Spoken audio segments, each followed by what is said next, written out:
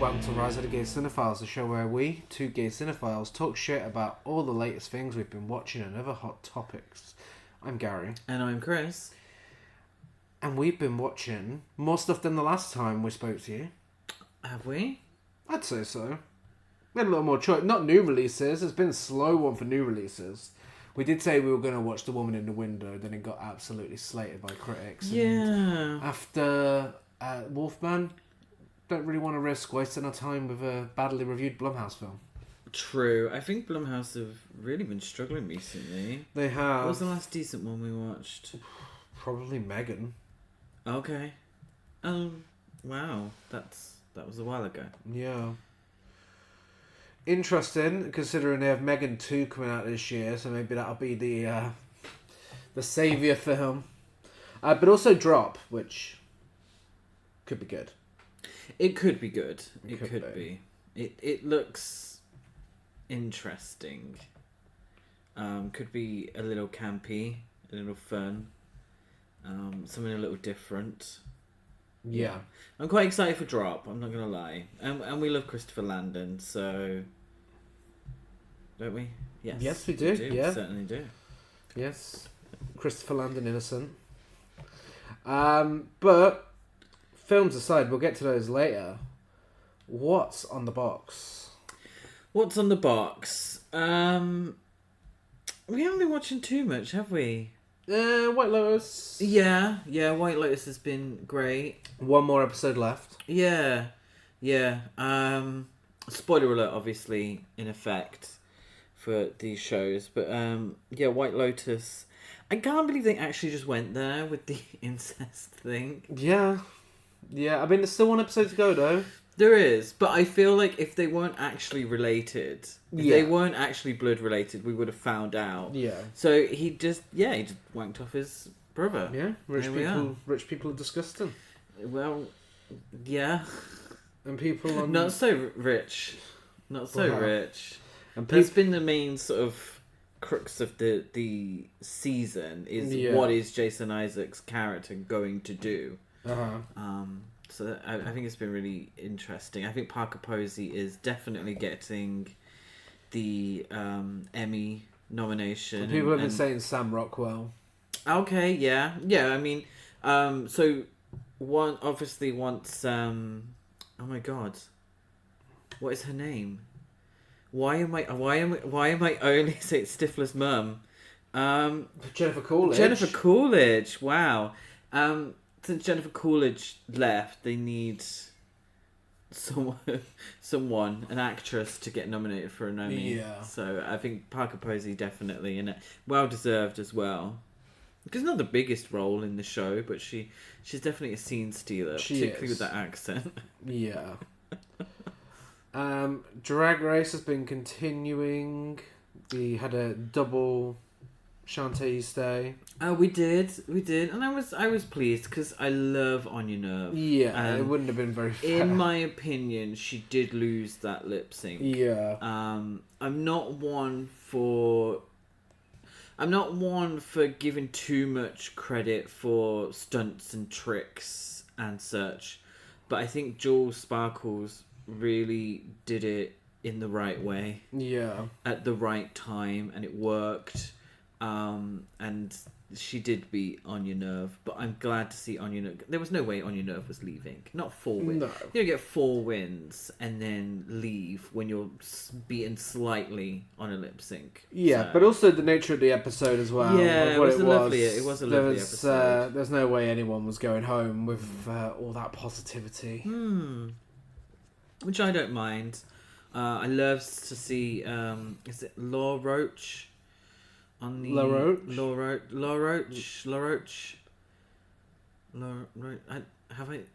I mean, I hear it said out loud. I know, yeah. I don't really remember. Okay, but yeah, I love to see him on the panel. Huge, big fan of his energy. Him and T.S. Madison. I love when they're judges, because I do like Carson Kressley. What's his full title? Fashion superstar Carson Kressley and the hilarious Ross Matthews. I do like them, but it was getting maybe a little stale. I'm Yes. glad that we've gotten a different energy with and I love T.S. Madison, but Law Roach as well. Glad that he makes an appearance. Yes. Each season, I think, now.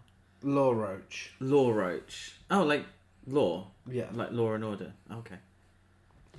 Just thought I'd chat up for you. I felt like I assumed because how Law is that it would be fancy. Like I thought I would put a fancy accent on it. And on our Sex and the City rewatch, Carrie's making the worst decisions. Which could be any point in the show, really, but specifically season 3. I was saying to which Gary, is at her worst. As we were watching. So we're post affair now. She's told Charlotte's married, and she's told Aidan. Aidan's fucked off, and we won't see him for a while. And I was saying to Gary, I knew that, but before I watched the whole season for the first time, I sort of joined as it was airing in season 4 into 5. So I knew this had happened. But could you imagine watching this every week and having to wait a whole week with this whole affair thing? Oh, remember, I assume it was huge at the time, and I know TV wasn't necessarily then what it is now, because it was on cable, it was on HBO. I don't really know. I think it was Channel 4 here, so it was more easily accessible. Yeah, but it would have been a huge deal. You'd be like, oh my god, yes. I can't believe it. She's having an affair. Our lead protagonist making terrible decisions. Flawed. We love to see a flawed woman. Yeah, we do. They're allowed. Women are allowed to be flawed. Characters are allowed to be flawed. More on that later on. Exactly. But for now, though, I think that's about it for the box. Well, yeah, we've been struggling with Housewives. We didn't. Apparently, we haven't missed much with Beverly Hills. Garcelle is gone, and I loved Garcelle. I think that's a real shame. By all accounts, it's turning into the gang up on one person each season, and then they go, and then they find another target, and by all accounts, Sutton hasn't been a good friend to Garcelle, and that's why she won't be returning. But it'd be a little boring if we just get them, because I mean, what happened to Kyle versus Dorit? We haven't seen. Yeah, what I've seen online, that turns into everyone versus Garcelle. Hopefully, we can try and catch up on that. Yeah, and, Atlanta's looking good. Yeah, as well. But enough of the box for now, because we've got to go to the shelf for some shelf love, and we have a fair bit to talk about. And usually we'd go through what everyone's been releasing, but I want to specifically highlight Second Sight films and Severin films for this week, because we've been given a shitload of stuff from them. And Second Sight have released the David Cronenberg 4K releases that they were doing, which is The Brood and Scanners, and both are packed out with special features. We love to see Cronenberg getting releases that are fully justified in their grandeur, and this is definitely the case for Second Sight. They go all out with everything they do, and these are just 2 fantastic releases of 2 great films. The Brood is incredibly creepy, one of Cronenberg's finest, and one of his most emotionally effective and disturbing, I would say. Which is something that he can do really well. I mean, you look at something like The Fly, which is an emotional film, despite the fact it's about a man turned into a fly. Yes, true. But he does it really well with Brood, and of course, Scanners is a classic that, let's be honest, everyone knows for one scene. Everyone knows one specific scene involving an exploding head in Scanners. But there's a lot more to enjoy there as well. Michael Ironside is fantastic, and the score is one of the best from one of Cronenberg's films, and it's nice to see both of these get the 4K treatment at last. Second Sight just keep doing what you're doing. Yeah, they've been doing some really great releases recently, and the Brood I need to watch, but Scanners is fantastic, and I'm really pleased to see it in 4K. I'm sure that infamous scene will look even better in 4K. Yes. But moving on to Severin, and we discussed about it wasn't last episode. This is like fairly early on, maybe episode 2. Probably. A while ago, we discussed when they released some Russ Meyer films, and they're back at it again with more Russ Meyer. This time with Motorcycle and Up, both in 4K, and with some great special features as well. And they are released on the 28th of April, off the top of my head, I believe. But yeah, it's amazing to me that Severin are doing this. That they're slowly going through Russ Meyer's filmography. I have my fingers crossed for Faster Pussycat Kill Kill next. That would be lovely to get a 4K release of that. Mm-hmm. Absolutely. But Motorcycle, what a fun time that was. Yeah, 28th of April. I'd say fun time. It has its fun moments. And the thing is with Russ Meyer is he can blend serious and comedy really well. Up doesn't always work with that. It's my least favourite of the two.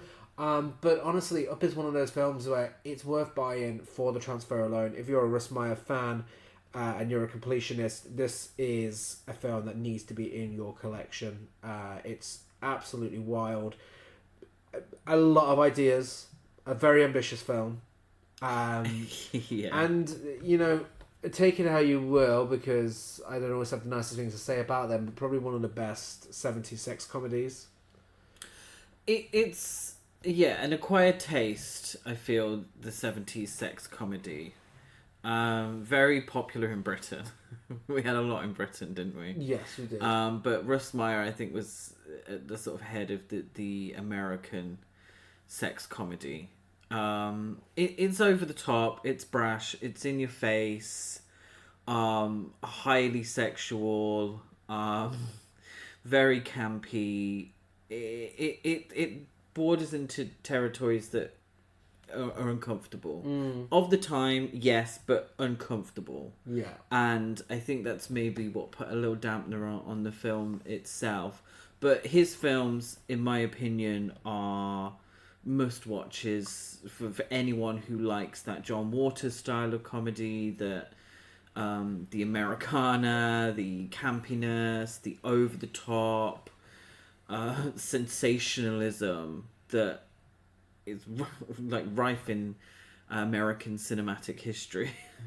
Yeah. Like there's scenes in that film where I'm just gasping like what made him think of this? The fact that every man has a gigantic penis. Yeah. Absolutely ridiculousness. And Motorcycle, the same year as Faster Pussycat Kill Kill. And Faster Pussycat Kill Kill is one of my favourite films. It's a great companion. It's a great companion to it. It very much does... It's the lead up to Faster Pussycat Kill Kill. Yeah, I'm not sure which one came first, but it's... thematically they're very similar. Faster Pussycat Kill Kill does it better, but Motorcycle does it really well. Very ahead of its time, It talks about gender politics and the treatment of women by men, and it does this with that signature Meyerisms in there. And it's one of those where, again, does it always work? No, but this one tries really hard. And it's probably the most serious of his films that we've seen so far. But, I mean, I say that it still starts with a woman flirting with a man fishing, and she says, well, honey, you've already got the best thing on the end of your rod right here. No. And it's like, okay, we are still in Russ Meyer territory. He has a very distinct style, and it's great. It's great. And these 4K transfers, again, are incredible. So if you collect physical media, these are definitely the must-buys within the last... Well, I mean, 28th of April needs to be released. So you got plenty of time. 2 of them are Spies of the Month. And, of course, the Cronenberg ones are out now. And I'm pleased to see Severin's films becoming more available here in the UK. Yeah. And we've always ordered online, and so we have a fair few Severin releases in our collection. But it's nice that we're able to go to Farport or HMV and buy some Severin Blu-rays. Yeah. Well, in that case, now that we've discussed what has been released, what is being released, let's talk about our 4 highlights of the last 2 weeks, starting with Ænigma from 1987, directed and written by Lucio Fulci, co-written by Giorgio Maruzzo, starring Jared Martin, Lara Lamberti, Yuli Renfala, Sophie Dolan, and it's about the spirit of a comatose teenage girl as it possesses the body of a newcomer to her girls' boarding school to enact bloody revenge against the elitist, lingerie-clad co-eds responsible for her condition.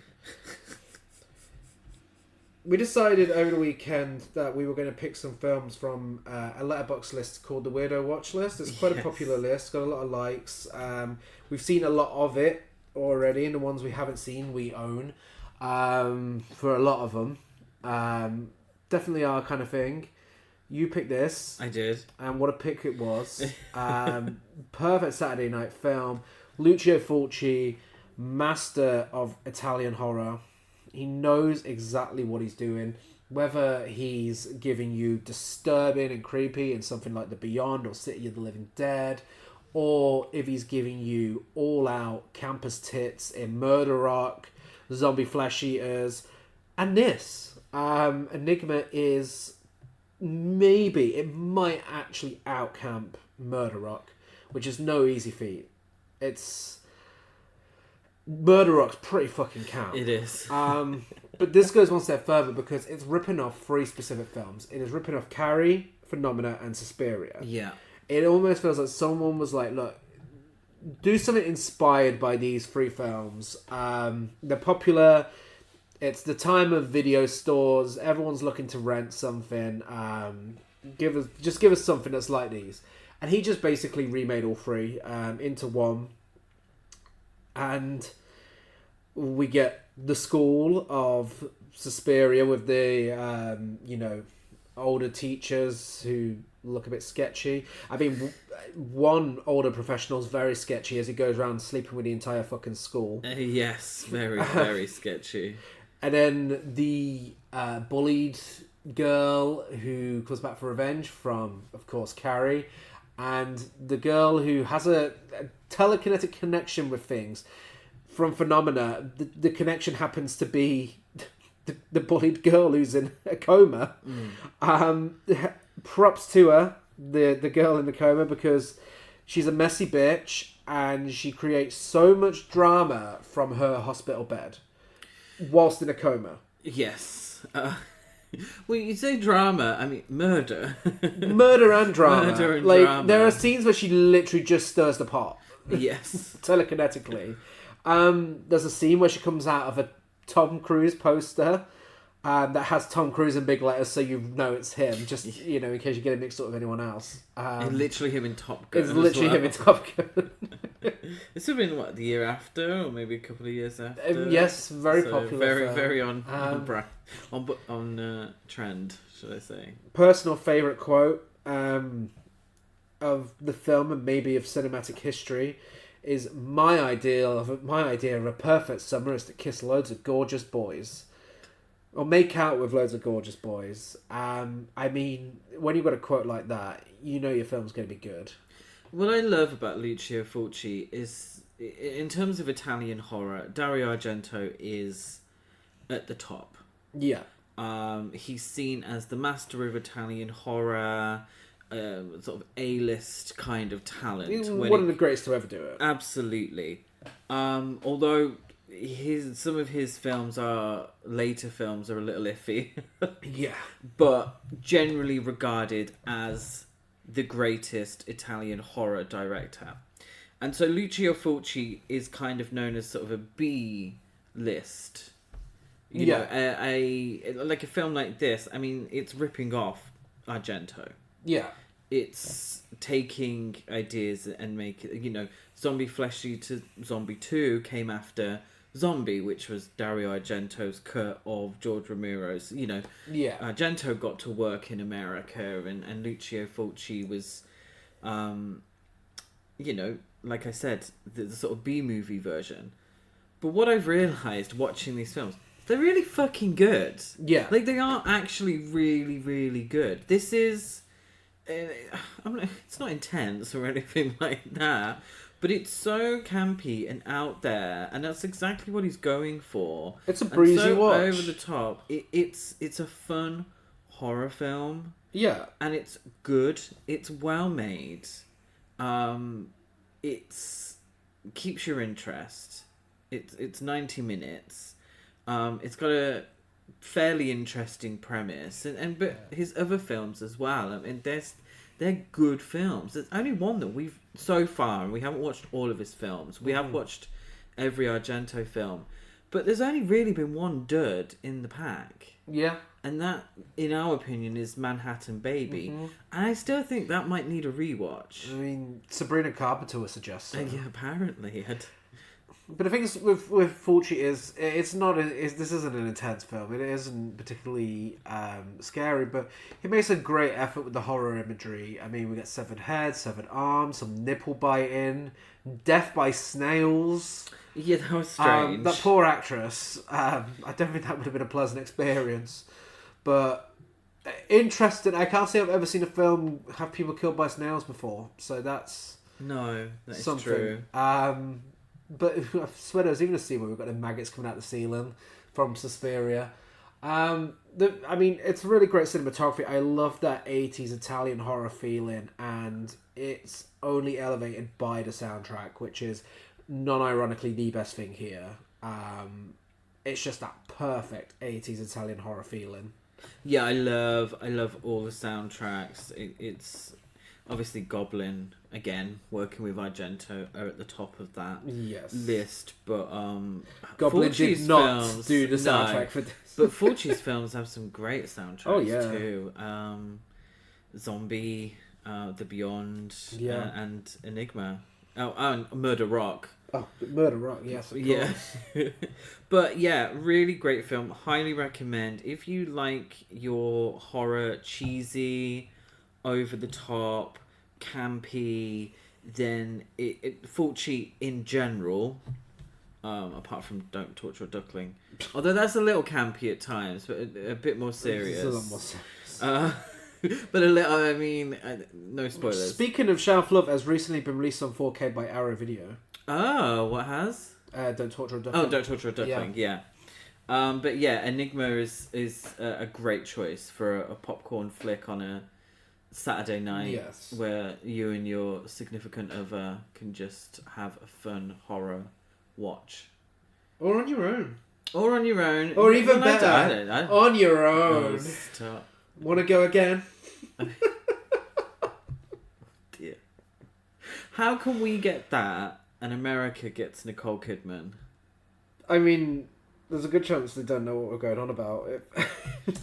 It's the introduction to Odeon cinemas, where they tell you that they tell you to get Limitless. Yeah, Odeon Limitless. But it's even better by yourself. Like, cinema's even better by yourself. What makes me laugh is when they showed it at the Odeon Limitless exclusive screenings, where you have to have Limitless to be there, and they're still trying to sell you Limitless. That would be a good gift for someone. Thanks, Odeon. Please sponsor us. And also, please bring back Nicole Kidman, because do you remember when we discovered that when we were at Grimfest? And it was the first ever time we saw it. Lives were changed. The world was changed. Is she still doing it in America? Because I believe AMC is the same as Odeon. Of course, she still does it there. They didn't show it before Baby Girl, but they didn't want to give too much Nicole for one cinema trip. But why would they not show it before Baby Girl? I know, but apparently it is still going. Did they change up the films? What was the film that she was watching? Oh, it was all like really basic stuff. It was a bit. It was like Jurassic World. She was acting like it was like fucking Bergman. I think, yeah. I think Heartbreak does feel good in a place like this. I think they told her it was like Bringing Up Baby, but it was... what was the really awful... Not awful, but lackluster Jurassic World? It wasn't Dominion. I think it was Jurassic World. The Jurassic World. I think maybe A Star Is Born was on there. Okay.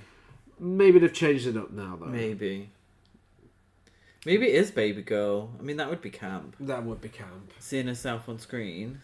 Yes. But moving on to, speaking of iconic queens, highlight number 2, which is... Yes. I mean, take it. Are you asking me to take? Yes. So this isn't a first time watch for us. No. But it's a film that we've watched a few times, and we actually saw it on the big screen. So there's no real special time for this film. There is, because rest in peace, David Lynch. Yes. But we haven't talked about the film on the podcast. It's one of our favourite films. It's in Gary's top 4. Yeah. We saw it on the big screen recently, and a real big screen too. Was it in 4K? It was in 4K. A 4K restoration of Mulholland Drive. Yeah. Written and directed, as we know, Rest in Peace, by David Lynch. Starring Naomi Watts, Laura Harring, Justin Theroux, Ann Miller, Robert Forster, Bonnie Aarons, and Billy Ray Cyrus. The premise is the basic premise is, after a car wreck on Mulholland Drive renders a woman amnesiac, she and a Hollywood hopeful search for clues and answers across Los Angeles in a twisting venture beyond dreams and reality. Stunning, absolutely stunning. Looked beautiful in 4K, looked amazing on the big screen. This film is everything that I love about David Lynch. Blue Velvet is my favourite David Lynch film, but I have quite a history with that. But I also have a history with this. Every time I watch this film, it gets better. Yeah. Every time I understand a little more of what it's trying to say and what it's trying to do. And this time I realised who Ann Miller was, and I was absolutely living for her. Mm-hmm. Have you seen any of her old Hollywood clips? No. The sort of famous dancer. We'll have to watch a few of her films now to celebrate. But every time I watch this film, it just makes the film doesn't. It's I don't want to give too much away, but the film itself is a mystery. It doesn't tie up all of its loose ends at the end. No. It doesn't have to. It doesn't explain everything. It doesn't have to. I think some of it doesn't have an explanation. No. And that's what David Lynch was so perfect at doing, because it doesn't leave you frustrated. It leaves you wanting more. And that is the mark of a true genius filmmaker. It is. I mean, I've always taken, and it's obviously my favourite David Lynch film, a film that just completely blew me away when I first watched it and changed the way I look at films, which is also what Blue Velvet did for me as well. Absolutely. It's just Mulholland Drive just stuck with me. It just makes me feel a certain kind of way whenever I watch it. There's always... It just has an impact on me. I don't want to sound wanky, but it's, a film you have to experience. I mean, for me, I've always took it as a film that is about the dark side of Hollywood, which is being portrayed through a story about dual identities. And I do think David Lynch is trying to tell us here about the treatment of women in Hollywood and the dark side of Hollywood. And it's very much like an expectation versus reality thing between the two halves of the film, I find. That's always been my takeaway from it, but you do notice little things each time. It's like a jigsaw puzzle that never gets fully completed, but there's always a little bit more each time you watch it. I don't think anyone will ever understand it fully, but also I don't think anyone will ever make another Mulholland Drive. No. There's nothing else like it. I don't think there ever will be, because there's just such a certain thing that David Lynch did that it's just so specific to him, because you can pick apart all the influences. You can find all the little things that he's referencing in his films. You know, they're not. There's always something there that he's taken from something else, but it is an influence. It is an homage. He's not straight up stealing like Fulci did with Ænigma. Yeah. It does feel like a love letter to a certain period of time, and he does this so well, but does something so unique and original with it. It's just phenomenal stuff, and one of the greatest films ever put to screen, in my opinion. With Lynch's work, it never feels forced. Is it for everyone? No. Some people like a nice linear ABC story told without, any sort of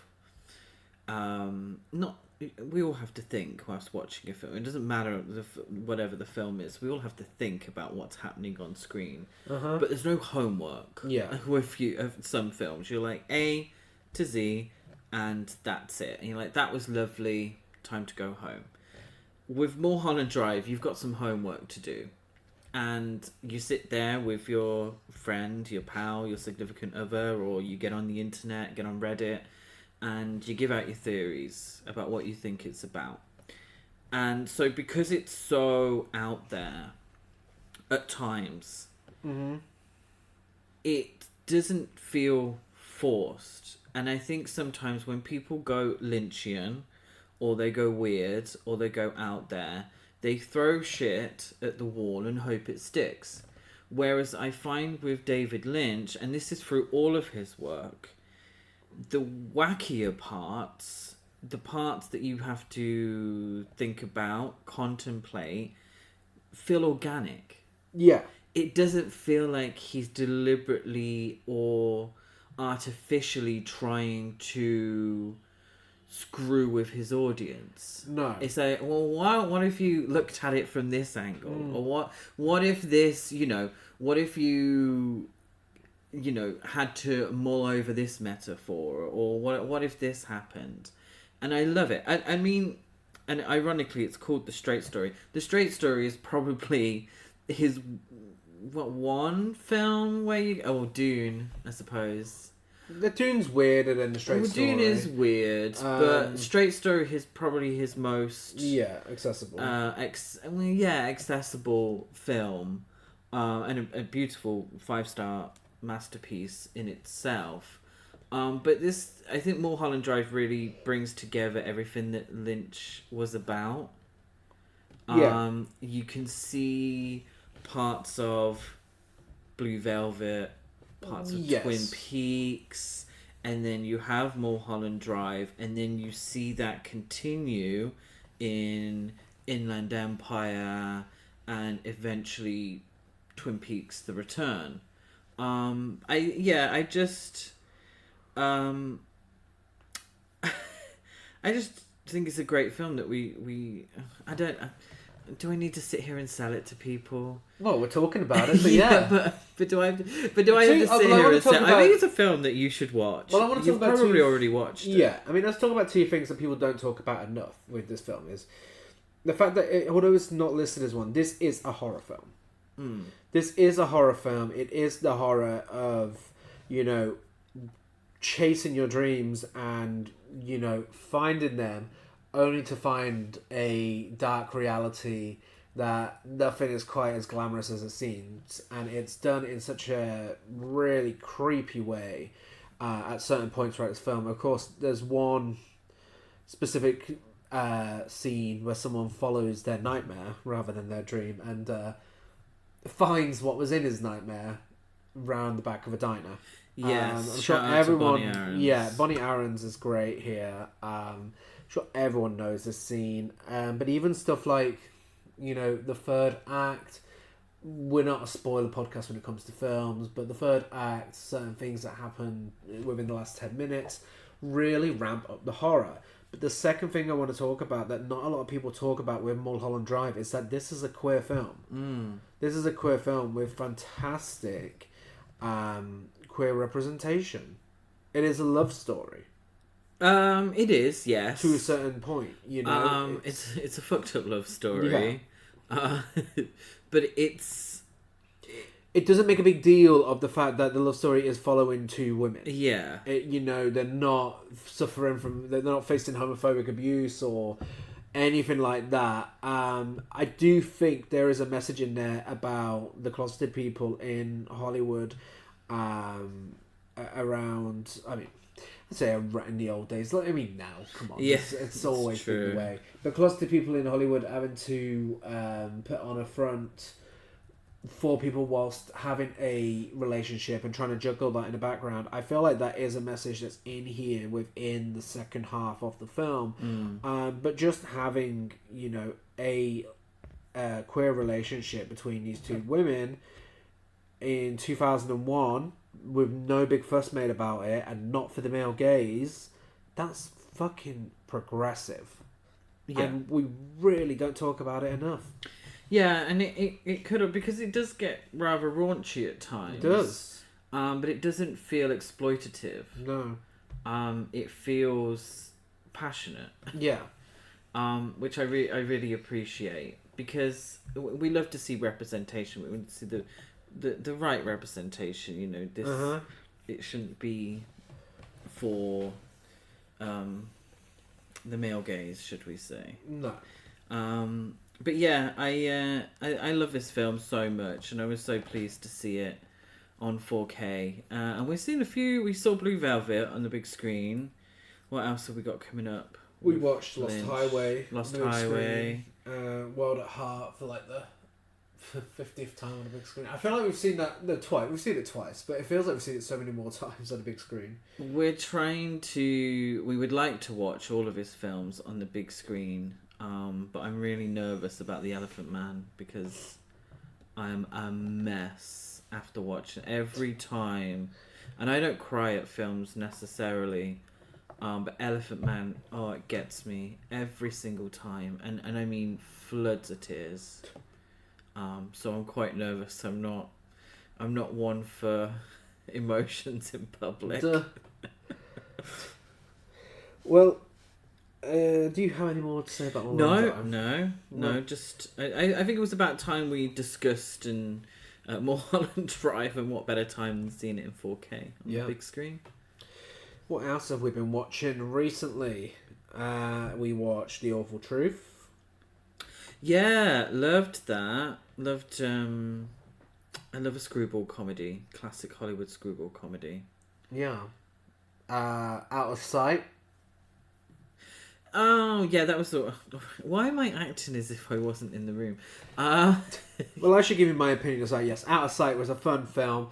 A result of post-Pulp Fiction cinema. Definitely. We watched it because we enjoyed Black Bag so much. We wanted to see Steven again, Soderbergh's. It's a good film. Yeah, we still haven't seen two films of his that have been the same. No. You watched Goldeneye for the first time? I did watch Goldeneye for the first time, and I pointed out all the parts that I remember from the game. And I really enjoyed Goldeneye. That was great. I like James Bond. I feel like James Bond, I always assumed I wasn't going to like. And a couple of duds so far. I haven't been through all of them. Diamonds Are Forever was probably the worst. What was the Daniel Craig dud? Oh, Quantum of Solace. That is the worst. That is the worst one. Yeah, but we just started... we're not doing it in order, chronological order, but we started Pierce Brosnan, and I really enjoyed the hell out of Goldeneye. Yeah. Because it's camp. Yeah. And the straight men who love James Bond would never admit it, but it is camp. It's campy. We watched a little obscure film called 964 Pinocchio. Yeah, they just had a release from 88 Films. Again, Shelf Love. We should have mentioned this one as well, actually. Yeah. This is brand new out, a part of the Japaniki range from 88 Films. And this is just absolutely wild. This is what happens with Japanese cinema. And I love Japanese cinema. Chris loves Japanese cinema. This is a film that encapsulates a lot of what makes it so enjoyable, and it's just this director just given a camera and a cast and just does loads of fucking wild shit around Japan and managed to turn it into a narrative. Yeah, very wild, very out there, very over the top. The director was his second unit director on Tetsuo, the Iron Man, and you can see the influence there. Absolutely, it's a little bit cyberpunk is what I want to say. It is cyberpunk, yeah. But yeah. If you like your Japanese films wacky and out there and over the top, then absolutely I recommend 964 Pinocchio. Anything else you want to mention? I would like to mention, now this is a very controversial film. I'm sorry, listeners. It's not often me and Gary disagree. So we're gonna be brief on this one. Because it's painful subject matter. But we watched The End, the new film from Joshua Oppenheimer, the new Tilda Swinton musical. And I loved it. I thought it was great. I thought it was a little too long, but I really enjoyed it. It's basically a musical about a family who are living underground at the end of the world, and somebody joins, and it shakes things up. Yeah. I really enjoyed it. It's not for everyone. It really isn't for everyone. But it was for me. And I'm very happy for you. It was not for Gary. On that subject, for Let's Discuss, because I think it's quite topical actually, with that, and last week we watched Cruel Intentions, the musical. We did, on the stage version of Cruel Intentions, the musical. Very on the spot. What would you say your 5 favourite musicals are? My 5 favourite musicals of all time. Yeah. Okay, I'm doing no in particular order. Don't make me... Would you like me to do mine in particular order first? Go on then. So, at number 5, mine is True Stories. Okay, yeah, good choice. Number 4, it's Rocky Horror Picture Show. Okay. Which we're watching on stage soon. We will, with Jason Donovan. Number 3 is The Wizard of Oz. Yeah. Number 2 is West Side Story. Uh-huh. And number 1 is Umbrellas of Cherbourg. Ooh, those are some good choices. Yeah. I mean, obviously Cabaret, Chicago, Little Shop of Horrors, Nashville, Hedwig, they nearly made the cut, but I'd like to watch musicals more, so I did a musicals ranked list, and those are my top 5. Okay, so I think for me, Sound of Music. Yeah. Wizard of Oz. Yeah. Oh, Chicago. Yeah. All That Jazz. Oh. And Cabaret, maybe. Oh, that was difficult. That was difficult because True Stories as well. I love that film. Yeah, I think I'll stick with those. But ask me in 10 minutes' time, and I'll go with something. Hey, different. This is a spontaneous, non-rehearsed. Let's discuss session. So you go with that, and you stick with that. I wonder if that's true. I have a tendency to forget. We do need to watch more. Yeah. I mean, on my top 20, I got stuff that perhaps is a little obscure than probably most people's list. Like Rock and Roll High School's on mine. Gold Diggers of 1933. Phantom of the Paradise. You know, I think there's a lot of great musicals out there. Oh, Hedwig and the Angry Inch. That's a great one. Company. Yeah. Love Company. But yeah, I want to watch more musicals. We did recently watch Cruel Intentions, and it is the film, Cruel Intentions, but with 90s bangers thrown in, and it works. Like, narratively, it works perfectly. It's funny. It's nostalgic, it's so camp, really well acted, and I would tell you to go and see it at Palace Theatre in Manchester, but it's over. It's moved over for Mary Poppins to sneak in.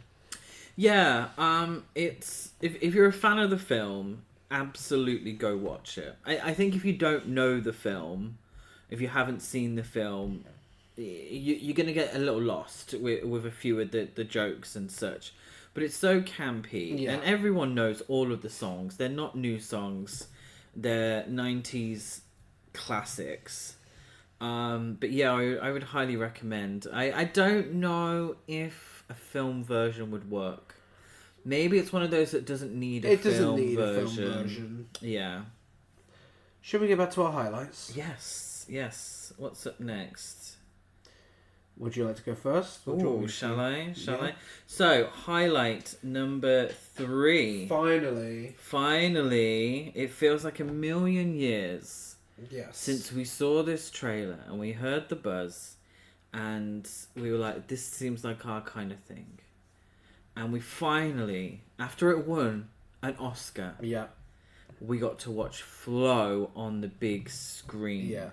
Directed by, now please excuse my pronunciations here, Gints Zilbalodis.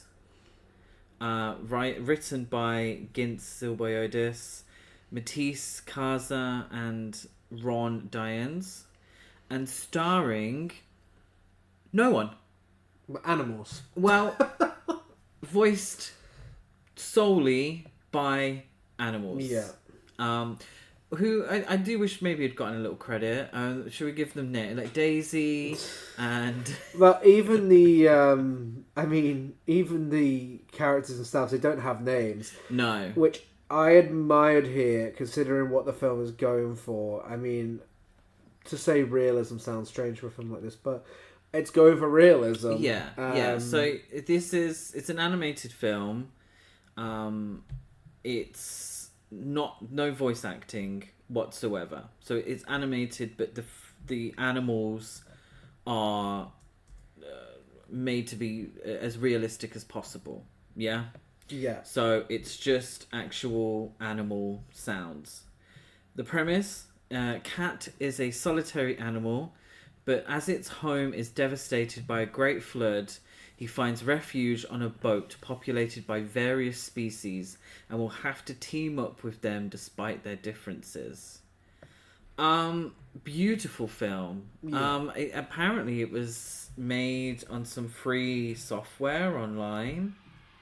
It's not a big budget production at all, but looks absolutely stunning. Yeah, I mean, an independent animated film winning Best Animated Feature at the Oscars is huge. It's so exciting and it's so well deserved. I mean, it's the strongest category at this year's Oscars. Yeah. I gave every single film 5 stars in that category. Memoir of a Snail was my front runner, but having watched Flow, it really deserved to win. It really did. It's such an important film. It's so adorable. It's so heartfelt, but also incredibly serious. It's a film about environmentalism and the reality of how difficult life can be, but, portrayed through these adorable animals. Yeah. We're animal lovers, and so we have a certain connection to films about animals, and we're always rooting for the animals in films, and I'm sure most people do, unless you're a bit evil. And I think that helps with this, and it really kind of makes it so heartwarming at times, but utterly devastating at others. And it makes you think about the effect that the change in environment and global warming is not just having on the human race, but on every species on the planet. There were moments that kind of reminded me visually of the Zelda games that I used to love, like particularly Wind Waker. And so I really appreciated that. And I just think it's amazing to see, and I don't know the writer-director's history. I don't know his history. But this isn't a big studio film. No. With lots of money put into it. And yet, it's a fantastic idea, beautifully made. Mm-hmm. And it's... And I'm not going to get into AI and stuff like that. But it's a reminder of how advances in technology allow everyone, and will hopefully allow everyone, to bring their ideas to life. Yeah. And so they don't have to be chosen from a list of people, but, to have a studio film made. They can make their films, they can make their dreams come true, and they might be it the Oscars accepting an Academy Award for something that, you know, they made or organically and all the effort that went into it as well, which is why, you know. Oh yeah, it took years to do. That's it didn't happen overnight. It was cheap. But every film in the Best Animated Feature category this year, you know, is a great example as to why something like AI is bullshit and, you know, it's just stealing other people's work and creating shit from it. When you actually get people sit down and actually put hard work into stuff, you get stuff like Flow, you get stuff like Memorial Snail, you get The Wild Robot, you know, and it's why we need to support films like this, and it's why I'm glad this was in the biggest screen possible at our local indie cinema, and why loads of people are watching it, which is fantastic. You know, I hope it makes money, and I hope the director makes more stuff, because his reactions during award seasons were absolutely just as adorable as the film itself. Yeah. And it is an adorable film. It is... Would I say it's for kids? I mean, technically, it's a kids' film. It's kids that need to learn a lesson. Yeah. You know, I believe the children are our future. Certainly do not. But, I mean... technically, they are. Sadly. So, kids need to be taught these things from an early age, and... I mean, they're just going to be depressed when they leave. What did we have back in the day? I mean, I distinctly remember Homeward Bound, but no one died in that. Oh, sorry. Oh, is that? I mean, the film's technically about... Yeah, okay. Bambi's everyone's go-to, isn't it? Yeah. Is it a spoiler to say there's death in the film? Yeah, maybe. In Flow? Yeah. No, you're not saying who's dying. No, true. It's not the cat. But the film is technically about the end of the world to a certain degree. So it's going to be sad. It's devastating. It's absolutely devastating. But it does it whilst also being heartwarming at the same time. It's a very unique mix. Well, you have to have those heartwarming moments to make the devastating moments so much more devastating. Yeah. As for the final highlight of this episode, another film that has something to say, another new release, it is La Cocina, which is written and directed by Alonso Ruizpalacios. I hope I pronounced that right. I think you did better than I did. The poor director of Flow. Based on The Kitchen by Arnold Wesker, starring Raul Briones Carmona, Rooney Mara, Ana Diaz, and Soundos Malspa. And it's set in the heart of a bustling Times Square kitchen where dreams and desperation collide as the staff each chase the elusive American dream. Let's get this out of the way now. Of course, the easiest comparison to make here is to The Bear.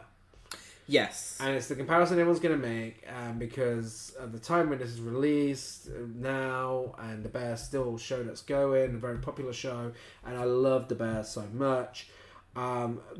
This may have been even more intense at times than The Bear.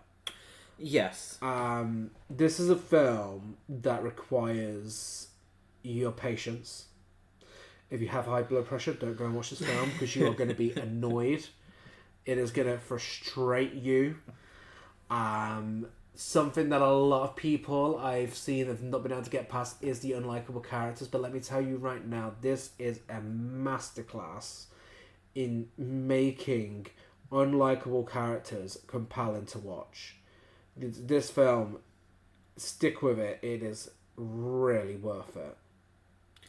I'm a firm believer in we can have flawed and protagonists in films, and I'm very much on board with that. Some of my favourite films have unlikable people at the centre. This really tested me, but in a good way. But this really tested my patience because I was like, whoa, these people, not all of them, but some of them, the majority of them, I was like, oof.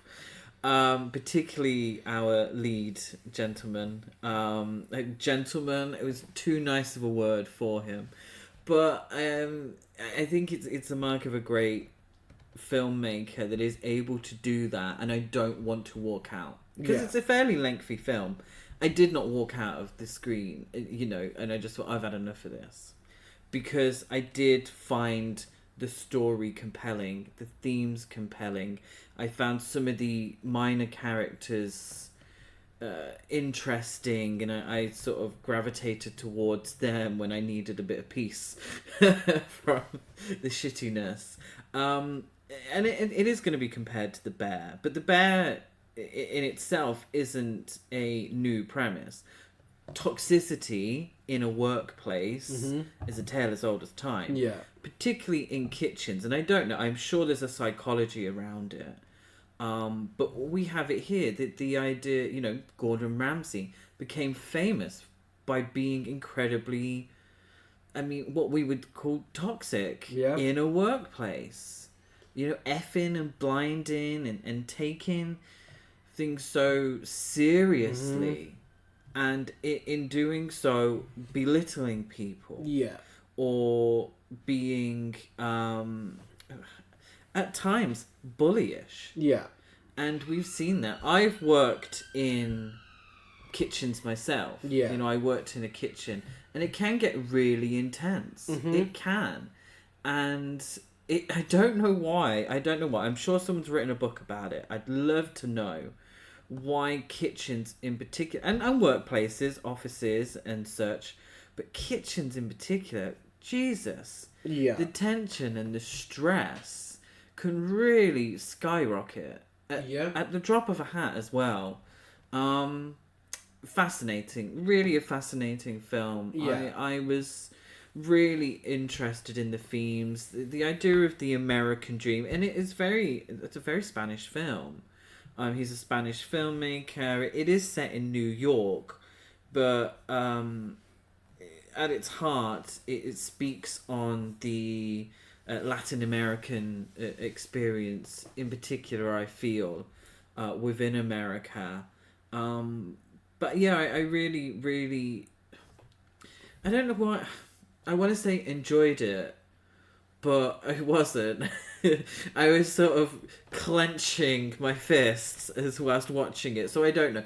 Maybe if you like roller coasters, then it's your kind of thing. Yeah, it's definitely what's interesting to me is that it's an adaptation of a 1957 play, and it's brought into a modern setting, and within that modern setting, it tackles immigration, it tackles abortions, toxic masculinity, toxic workplace, and it's done so well. That it just fits. Obviously, no idea what the original play's like, but it just fits in a modern setting, and it feels so important right now with these themes and the way they're handled. It's also so expertly acted and so expertly made. Like, the cinematography is something else. Looks great, absolutely stunning, and there are a few long shots that are so intense because of the way it's filmed. The score is very subtle. The sound design is phenomenal. It's baffling how, because this is classed as it's 2025 for us, but on IMDb, Letterboxd, and so on, it's classed as 2024. And how this completely slipped through the cracks during awards season is beyond me. It's baffling. Our screen was very quiet. Yeah, I have to say. I'm just a little correction. I said Spanish. The Spanish language is throughout. It's the director is Mexican. Yeah. But yeah, it's really a film that I just urge anyone listening, if you haven't seen it, to go out and see, because it just deserves more attention. And it's baffling to me that at a time when The Bear is so popular, that this isn't getting more attention than it already is. I think. Do you want me to be honest? I think sometimes black and white puts people off. Yeah, maybe. And I genuinely feel that black and white can sometimes put people off. Yeah. Well, it is highly, highly recommended, and to say any more might end up spoiling it. So. Yes, we are. Yes. Tight-lipped. Coming up soon on Rise of the Gay Cinephiles, we will be watching Death of a Unicorn. Yes, very much looking forward to that. We'll be watching Sebastian. We'll be watching Drop. Yes, yeah. Sebastian, not the Derek Jarman film. No. But a gay film. A gay film. Queer film coming up. You can find us on all social media by searching the name of the podcast, and if you can give us a rate, review, and subscribe wherever you listen to this, that would be lovely. And tickets because we are men of many talents, we host a festival called Gasp Horror Film Festival, and tickets are on sale for that now. Again, search the name of the festival across social media, and you'll be able to find it. We'll be back at the same time, in the same place, in 2 weeks' time. Bye.